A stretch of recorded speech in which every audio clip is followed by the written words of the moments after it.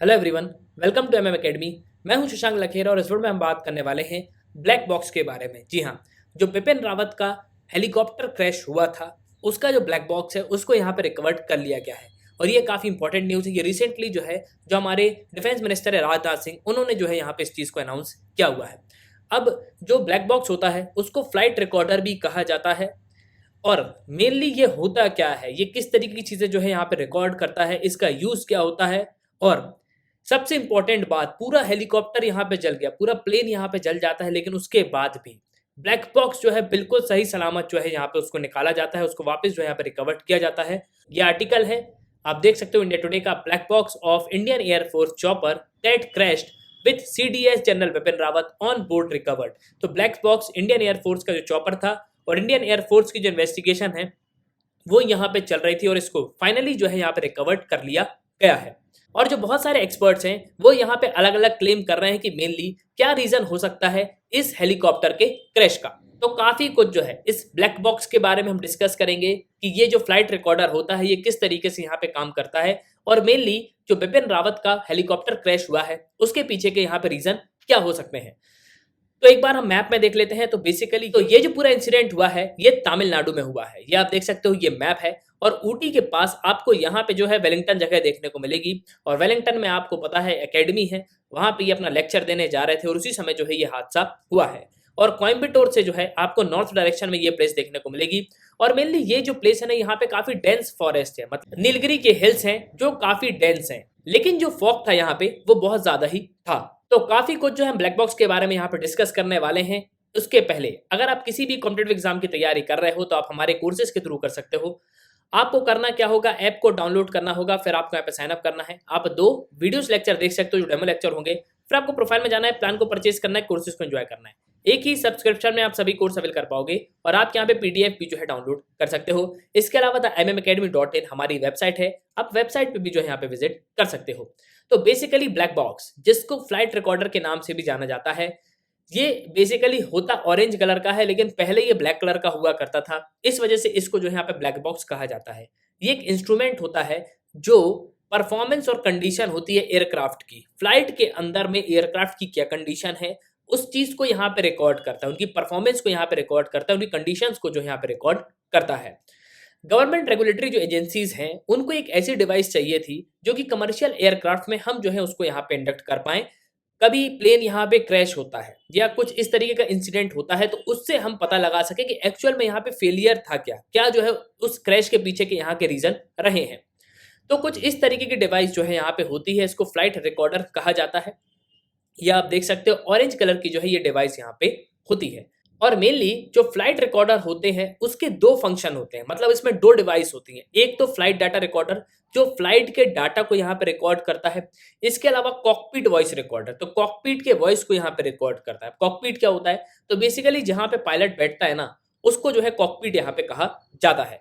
और मेनली जो flight data है उसको यहाँ पे रिकॉर्ड करता है। जो कन्वर्सेशन होती है, मेनली जो एयर हॉस्टेस होती हैं इसके बीच में, जो पायलट से बीच में कन्वर्सेशन होती है, इसके अलावा जो पैसेंजर्स को यहाँ पे इन्फॉर्मेशन दी जाती हैं, वो सब चीज़ें जो है यहाँ पे रिकॉर्ड होती हैं।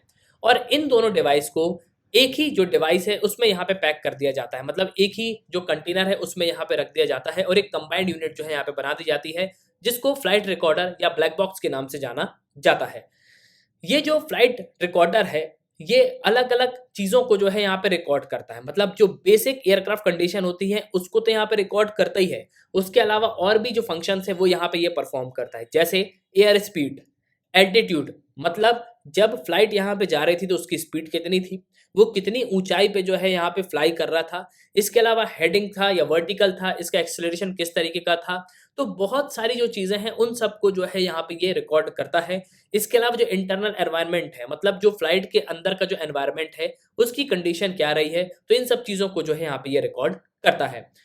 जो सीवीआर होता है ये जो वर्बल कम्युनिकेशन होती है, जो क्रू मेंबर्स और जो एयरक्राफ्ट का कॉकपिट होती है, मतलब जो पायलट और जो अंदर क्रू मेंबर्स होते हैं उनके बीच का जो एक रिकॉर्डिंग होता है, उनके बीच जो यहाँ पे कम्युनिकेशन होता है उन सब को जो है यहाँ पे रिकॉर्ड किया जाता है। इसके अलावा जो वॉइस ट्रांसमिशन होते हैं जो रेडियो के थ्रू, जो एयर स्पेस होता है वो यहाँ पे पायलट को बताता है कि आपको जो है अभी लैंड करना है या नहीं, तो इन सब चीजों को भी जो है यहाँ पे रिकॉर्ड किया जाता है। बिल्कुल सेम जैसे सीसीटीवी में रिकॉर्डिंग होती है वैसे ही जो है यहाँ पे वॉइस रिकॉर्डिंग होती है। मतलब ये पुराने डाटा को क्या करता है, यहाँ पे रिमूव करता जाता है और नए डेटा को जो है यहाँ पे अपलोड करता जाता है। इसमें करीब 2 घंटे का जो कॉकपिट साउंड होता है उसको हम रिकॉर्ड कर सकते हैं।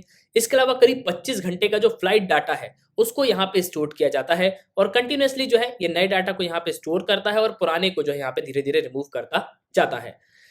अब आप यहाँ पे बोलोगे कि जब पूरा हेलीकॉप्टर यहाँ पे जल जाता है, या आप इमेज देख रहे हो यहाँ पे पूरा हेलीकॉप्टर जल चुका है, लेकिन फिर भी सही सलामत जो फ्लाइट रिकॉर्डर होता है और जो ब्लैक बॉक्स होता है उसको कैसे रिकवर्ड कर लिया जाता है। तो देखो पहली बात तो आपको समझना होगा कि ये पूरा फ्लाइट रिकॉर्डर है, इसको बहुत ही हाई टेम्परेचर पे जो है यहाँ पे डेवलप किया जाता है। मतलब बहुत ही हैवी स्टेनलेस स्टील से जो है इसको यहाँ पे रैप किया जाता है। इसमें बहुत सारी जो है लेयर्स होती हैं इंसुलेटिंग मटेरियल्स की।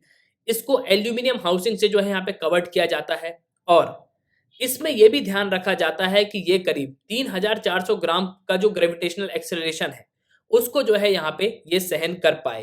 करीब 1100 डिग्री सेल्सियस का टेम्परेचर है उसको भी ये यहाँ पे झेल पाए।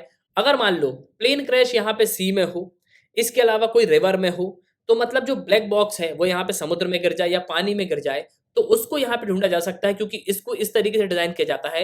ये करीब 6000 मीटर मतलब 20,000 फीट पे जो है अंडर वाटर भी जो है इसको हम रिकवर कर सकते हैं। अब आप यहाँ पे बोलोगे कि इसको फाइंड कैसे किया जाता है, तो इसमें एक सोनार डिवाइस को जो है यहाँ पे इक्विप्ड किया जाता है। अगर मान लो ये जो क्रैश है समुद्र में हो तो सोनार के थ्रू जो है इसको यहाँ पे हम रिकवर्ड कर सकते हैं और इसको इसी तरीके से जो है यहाँ पे डिजाइन किया जाता है कि पानी के अंदर से भी जो है हम यहाँ पे इसको रिकवर्ड कर लें और करीब 30 दिन तक जो है यहाँ पे ये सिग्नल सेंड करता है। तो इसको अल्ट्रासोनिक जो लोकेटर होता है उससे इसको लोकेट कर लिया जाता है। लेकिन अब अगर हम बात करें जो बिपिन रावत का हेलीकॉप्टर यहाँ पे क्रैश हुआ है उसको लेके, तो पहले जो इनके इन्वेस्टिगेशन का दायरा था वो 400 मीटर का रखा गया था। मतलब जहां भी ये इंसिडेंट हुआ है उसके आसपास के 400 मीटर में जो है यहाँ पे ब्लैक बॉक्स को ढूंढा जा रहा था। लेकिन जब 400 मीटर में यहाँ पे इन्वेस्टिगेशन हो गई तो ब्लैक बॉक्स यहाँ पे रिकवर्ड नहीं किया गया। उसके बाद 1 किलोमीटर तक जो है यहाँ पे इसका दायरा बढ़ाया गया कि 1 किलोमीटर में जो है यहाँ पे ढूंढा जाएगा ब्लैक बॉक्स है कहाँ पे, और फाइनली जो ब्लैक बॉक्स है उसको यहाँ पे जो है रिकवर्ड कर लिया गया है। नाउ अब एक्सपर्ट के हिसाब से यहाँ पे रीजन क्या हो सकते हैं इस क्रैश के। देखो मेनली यहाँ पे कुछ रीजंस हैं। सबसे इंपॉर्टेंट जो रीजन है जो यहाँ पे सभी लोग क्लेम कर रहे हैं वो है बैड वेदर का। बैड वेदर रहा तो लो विजिबिलिटी रही, मतलब उतना जो है यहाँ पे पायलट देख नहीं पा रहा था। इसके बाद दूसरी चीज है यहाँ पे पावर लाइन्स है, क्योंकि हिली एरिया था तो यहाँ पे पावर लाइन्स भी हो सकती है, पावर लाइन से जो हेलीकॉप्टर यहाँ पे टकरा गया हो। इसके अलावा जो है कुछ मैकेनिकल फेलियर है। मतलब मेनली जो मैकेनिकल फेलियर है मतलब हेलीकॉप्टर में जो है यहाँ पे कुछ खराबी आ सकती है, इंजन में जो है यहाँ पे कुछ खराबी आ सकती है, इसकी वजह से भी जो है यहाँ पे क्रैश हुआ होगा। लेकिन अभी तक अगर आप देखोगे तो इस क्रैश को लेके अभी तक कोई भी बयान जो है भारत सरकार ने यहाँ पे नहीं दिया है। लेकिन हाँ, ब्लैक बॉक्स को जो है यहाँ पे रिकवर्ड कर लिया गया है, जिससे इस क्रैश के पीछे का जो रीजन है वो हमको जरूर जो है यहाँ पे पता चल जाएगा। तो जो भी स्टेटमेंट आएगी भारत सरकार की तरफ से उसमें हम डिटेल वीडियो जरूर बनाएंगे। इसी के साथ ये तंत्र वीडियो का सुनने के लिए बहुत बहुत धन्यवाद। जय हिंद, जय भारत।